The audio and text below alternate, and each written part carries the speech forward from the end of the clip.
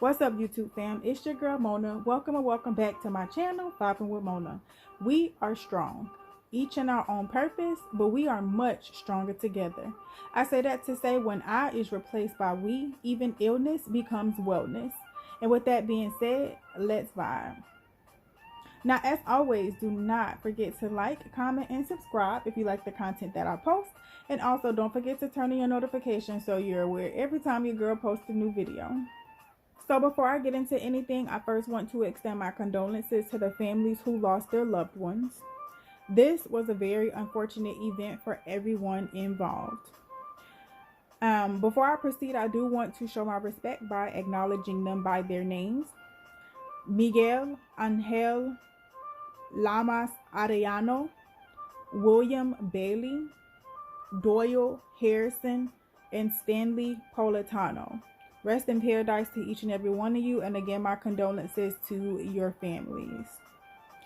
So at this point, we should all be aware of this insane sentencing, but for those who may be a little lost, let me provide you with a little background knowledge. 26-year-old Rogel Aguilera Mederos was sentenced to 110 years in prison for a deadly crash on I-70 in Colorado back in April of 2019. Now, I probably heard about this maybe a week or so ago when they actually sentenced him. Prior to that, I didn't even know anything about this. And it's insane about or with what they put on the news instead of something like this, you know, but anyway, that's another story. But Rogel was hauling lumber in the Rocky Mountains foothill in Colorado when his brakes failed on his semi-trailer, which resulted in a multi-car pileup and 4 deaths. Now, it was stated that he passed multiple runway truck ramps that were designed to stop vehicles that have lost the function of their brakes. Rogel stated that he attempted to get over on the shoulder, but stated there was another truck already stopped there. To avoid hitting that truck, he got back over to the other shoulder and was forced to hit the vehicles that were already stopped there. Rogel testified that he was struggling to avoid traffic and shift his truck into a lower gear, but that's easier said than done with failed brakes. Now, keep in mind, he was also going down a steep hill carrying lumber, and with that much weight, it is impossible to immediately stop. Like, you have to definitely take that into consideration. And I don't think this man woke up and decided that he was going to harm anybody today, especially himself, with being so young. I don't think that was his intentions. He wasn't drunk or under the influence of any drugs or anything. Like, that's why a lot of people feel like this sentencing was insane. So yeah, that's just a little background on the incident part of it all. Now we're going to get into the actual conviction. In October, he was convicted by a jury with 4 counts of vehicular homicide, 6 counts of first-degree assault, 10 counts of attempted first-degree assault, 4 counts of careless driving causing death, 2 counts of vehicular assault, and 1 count of reckless driving, and was sentenced on December 13th to spend 110 years in prison, which again means nonetheless spending the rest of your life in prison. Now, the judge was obligated to give this insane sentence based on the minimum sentencing laws for the charges. What doesn't make any sense to me is this is the same sentence that someone who intentionally killed people would have gotten, and this man did not intentionally kill anyone. It was not his intent. When convicting someone of a crime, you must prove without a reasonable doubt that the person committed a crime knowingly and willingly. The 8th Amendment of the Constitution states punishment cannot be cruel and unusual, and this is exactly what that was. So when I look back at this situation, so many questions arise. Like, I have so many questions, but one of the main questions that linger around in my head is, how much experience did this driver have? Now, he was 23 at the time of the incident. He's now 26. And yes, you can get your CDL at the age of 18, but you will be restricted to interstate operations only. And then if you wish to go OTR, then you have to be 21 of age or older. And then in addition to that, some states have different criteria as far as how much experience you must have for OTR. Now, again, we don't know how much experience this man had. I wasn't able to locate any information regarding his experience. Now, if someone else was, definitely make sure you guys drop that in the comments. Because again, I wasn't able to find that information. So we don't know. Like, and if you're relatively new to that industry and hauling around that much weight, you know, it can be scary if you're trying to, you know, stop. And then with him going down a steep hill, like, think about how much harder it is to stop with that much weight going down a hill. Think about how much harder it is for you to be able to stop.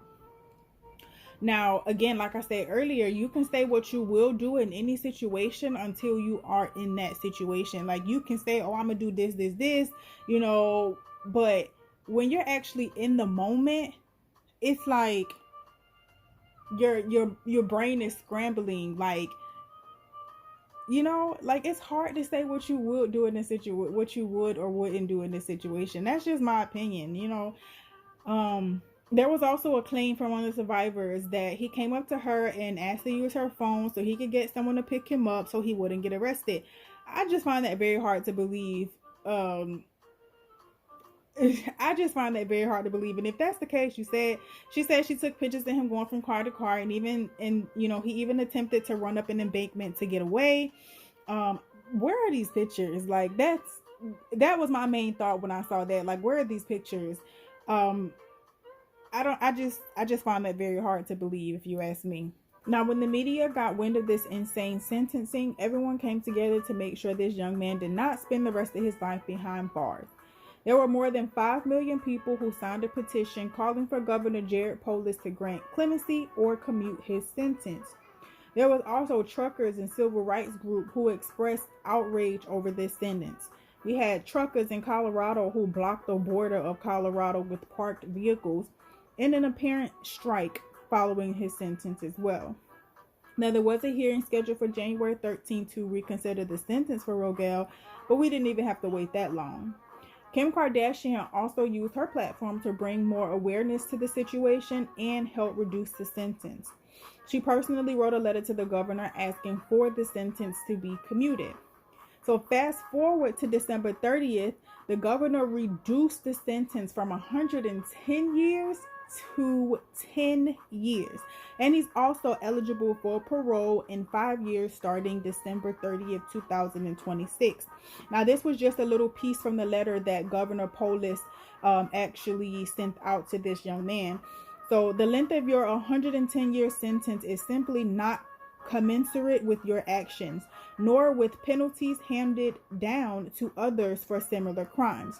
There is an urgency to remedy this unjust sentence and restore confidence in the uniformity and fairness of our criminal justice system. And consequently, I have chosen to commute your sentence now. Now, that's dope. That's amazing. Very excited that they were able to come together and reconsider this, because like I said, to give somebody a sentence like this, they had to intentionally harm people, and I don't think that was his intention at all. Now, you can read the full letter written to Rogel online. It is a lot to actually read, so you can actually read the entire letter online. Now, let's be honest. If this didn't go viral, do you think we would have seen his sentence be reduced? In my opinion, I'm gonna have to say no. And I'm just, again, being honest. Like, it is what it is. Feel how you want to feel. Like, it's a lot of things that if they didn't go viral, if someone didn't, someone famous or someone with a high platform didn't pick it up, I don't think anything would have been done about it. And it sucks. Like, it really sucks. But like I said, we are all stronger together. We can do so much more together than alone. We have so much power. Like, we have more power than we realize. And if we come together for something that actually matters, we can make a difference. But we got to come together. We have to come together. But I'm not going to hold you guys any longer. I've already been in y'all ear for a minute. So, as always, remember, stay humble, practice self-care, and positive vibes only. Once again, my condolences to the families who lost their loved ones in this very unfortunate event.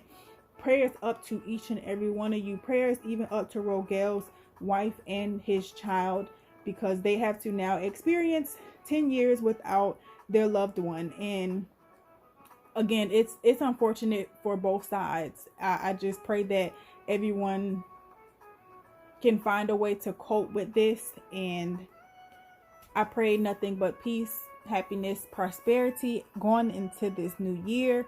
And again, stay humble, positive vibes only. Thank you for vibing with Mona. Until next time.